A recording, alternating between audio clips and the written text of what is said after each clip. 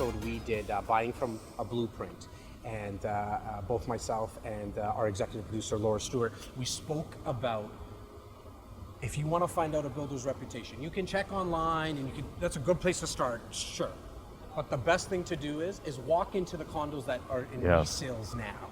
And it's very easy to book an appointment. There's units that are available. At least you can see the fit and finishes, right? You can check Terrion to see how many complaints they have if they didn't fix stuff. Essentially, with what happened with the builder up north, just north of the city yesterday, there's really no recourse for the buyers. I just wanted to kind of get that back out of you. Yeah, the good news is they're getting their deposits back. And that's safe. That's the government and builders and lawyers for builders have done a great job to make sure that those deposits are not lost. Now, in the case of the Icona Bond condominium that canceled, these people signed in February of 2017. So we're just talking a little over a year. Yep. Where I've seen buyers really get devastated is when a project gets canceled 3 years out, because now the market has really taken off. But you know what? If you bought a detached house in February of 2017, you overpaid. Exactly. And you can't close now. We're in a different type of market. But it's a different market, and that's the real estate market, and that's why you got to check the reputation of people. And I feel bad because I'm acting for buyers in that development, and I have to unfortunately give them the bad news. As unfortunate as it is, it's almost a little bit of the old adage of buyer beware, right? Yeah. When you look at the few thousand units that have been canceled versus the tens of thousands of buyers that have made a lot of money in the condo market, I think, I feel bad for these people. On the whole, the industry does a great job in making sure they don't go to market unless they know they can finish. For sure. And you just made mention of a lot of people making money in real estate. A lot of them are investors. So they're buying these condos and buying homes and renting them out. Yes. A majority of our listenership is that. And I know, with each other, mutually, we have a lot of clients that are renting out their properties. With the new lease agreement that came into effect a few months ago, can we touch on a few points of some major changes that did happen and what landlords need to be aware of now? When the changes were made with the new government lease, really, the laws didn't change too much. It's just that it brought many of the protections of the act to the tenants. The tenants didn't realize they had so many protections. Now they're in the government lease, so it's pretty hard to pull one over on the tenants the way landlords used to. They have to be straight, and they can only add in clauses to the government lease that are legal. Now, I have developed in my own guide for landlords a list of legal clauses that you can put in the lease that is legal today. So, for example, no smoking marijuana. This is going to be a big deal when the government laws change. And we're going to talk about that very shortly. But you can stop somebody by putting that in their lease. That is a legal clause. So, and it should be in every lease, but it's not in the government lease. But you can add those types of clauses. But if you add a clause that says no pets, that's not legal. And so you can agree with the tenant, no pet, but they can bring 2 dogs into your home, and you may be very upset, and there's nothing you can do. I hear it all the time. Well, I wrote it in the contract. You can't write something. No, you can't write something law. that's outside the law. And people ask me, so how do I check? You know how you check? Check Facebook. Facebook. You check Instagram. Facebook. That's how you check. If this tenant has a dog, there'll be a picture of them walking the dog on Facebook, Instagram. You know what you need? You need your 10-year-old to help you qualify a tenant, because they know social media better than we do. I have a 5-year-old and he can find it. If they got a dog, find it. Find it. Easily on any one of the social media. Oh my God, it'll be the same thing. People say, how do I know they're smoking marijuana? Same thing. Check Facebook. You'll see them all spaced out. That's how you do it. And you'll see, this is how good property managers qualify tenants. They check social media, they check everywhere. And the good news is that 95% of tenants are good. They take care of your property, pay their rent on time, pay down your mortgage, and that's why the investment in real estate is so good. It's just you've got to work so that you don't find perhaps the 5% that cause trouble. So, that's the work why you got to qualify properly. And some things are simple tips, right? Like, obviously, Facebook, Instagram, Google them. Google them Right, as you well. can start as easy Yes. as that. Call the jobs, the references. Yes, you must call prior landlords. Right. Not the current landlord. Right. The one before. One thing we like to do within RUC Property Management Services is check not only give the call to the previous landlord, but also make sure that that landlord actually owned the property. Yes. Yes, Right? because they could be giving you names of Just friends. between you and Yeah. This is why you have to do, and most of the time use a professional to Yes. help you do the qualifying. It might cost you a month's rent. But it's worth it. It's worth it How many because headaches then have it's you seen? worry-free. It's Right. worry-free. And who wants to be woken up at 11 o'clock at night? My toilet's not working. You need a property manager to help you. And most people, once they accumulate 2, 3, 4 properties, then they're able to afford a property manager to look after everything. Another very hot burning topic is the new marijuana legislation that's coming up. No pun intended. What should our guys know about this now? Because this is coming into effect, I believe, sometime in October Yes. of 2018. Yes. What do we need to know, Mark? I want to make sure our guys, get the goods.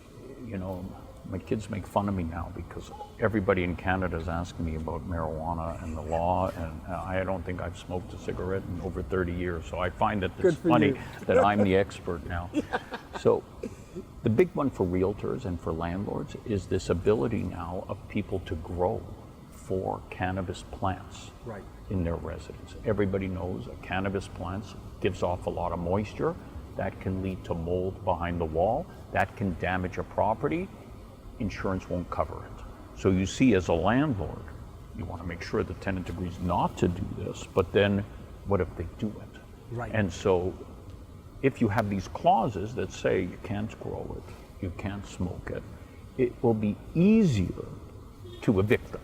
Okay. If they're violating. If you have the clauses in. But yeah, even if you don't, Okay. you can try it, because again, if the tenant is smoking and it's bothering the other tenants, Right. that's a reason to evict. So even though somebody has the legal right, doesn't mean they can bother other tenants. Okay. And growing, they can't damage a building, but a landlord would have to prove that the plant is damaging the building. And so condominiums are already trying to deal with this. They're trying to pass rules that say no growing, no smoking marijuana. And where I think there is some room here, and I'm not talking about personal experience here, Chad, but from what I understand, if you use a bong instead of burning cigarette, you can get the same feeling of a marijuana cigarette, but it's not burning. And so a lot of the smell is not escaping. Then, I'm not finished. Okay. You have to use something which I understand is called a smoke buddy that you can buy. Okay. You blow into this smoke buddy and it captures most of the odor of the cigarette so that you can smoke, Right. get the benefit, whatever it is. I mean, there's medical benefits. Yes, and that's how they're going to have to deal with things Right, like that. right. And these kinds of devices will be out there, and that to me will be the solution between landlords and tenants and bothering others. Regarding the tents itself, there are tents that if you attach them correctly with a professional electrician, Right. with a ventilation system, Right.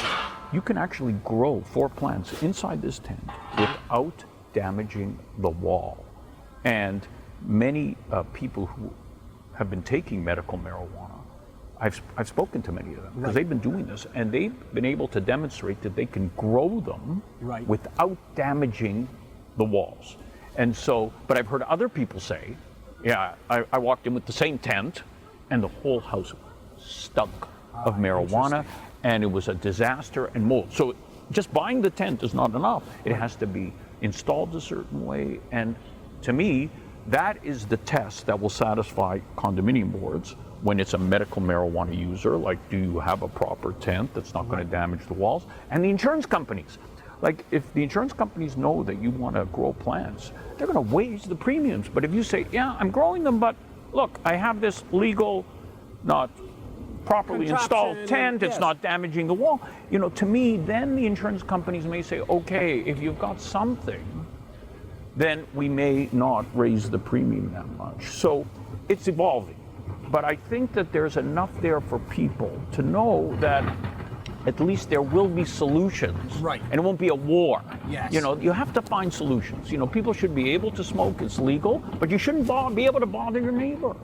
And you know, when it comes to smoking today, people can smoke cigarettes. Right. There have been cases in Ontario at the landlord board where a tenant is smoking cigarettes and it's bothering all the other Inside tenants. the unit? In the neighboring units. It goes through the system. Yes. Because it's an old building. And they bring eviction proceedings and the tenant says, I'm not stopping smoking. And the other tenants are saying, it's bothering us. And judges have evicted them for smoking cigarettes. So if they've evicted them for smoking cigarettes, same logic. You can prove an eviction for cannabis smoking, but I'm hopeful that this will sort of work its way out. And also another thing that I think everybody should be looking forward to is these cannabis brownies. The edibles. The edibles. You see, they're not available for at least a year in Canada. Okay. But imagine they are available, you know, and let's say you're in a condominium and the person next door is having a glass of wine with dinner. That's not going to bother you, is it? Not at all. But if they're smoking a marijuana cigarette, that could bother you. Especially, you know, with kids. But let's say they were just eating a marijuana brownie. Likely, that's not going to bother you. So you see, the edibles, if they're proper, they could treat, in many cases, the same illness for medical marijuana people. Yes. And not bother everybody else. So you see, I think on the whole, yes, there's lots to learn regarding the laws. And I think it's going to take some time, right, Yeah. in your opinion? And you have to be, you know, look, but most of it is pretty simple. You know, when you're driving around our wonderful city, although you'd like to relax, to have a little bit of vodka in your coffee Glass cup of holder. vino. You'd like it, you know, just to relax driving around town. You know you're going to jail if they catch you with that. So, same thing, you can't light up a cannabis cigarette. So anything you cannot do when it comes to alcohol, you can't do. And now, cigarettes. Right. You can't sit in a restaurant and smoke a cigarette. You'll pay a fine.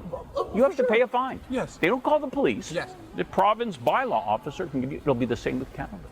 You smoke up in a public place, you're bothering people. They can call a bylaw officer, $250, $500 fine. Now maybe they'll give people a few warnings the first few months, but I'm interested to see how this will play out Yeah. in like with judges and how they that's go why about. I think if judges learn that there are compromises that Yes. will work, like Yes. smoke a certain way, don't bother, you know, that's still better than Yes. saying, yeah, bother as much as possible. That doesn't make any sense. I agree.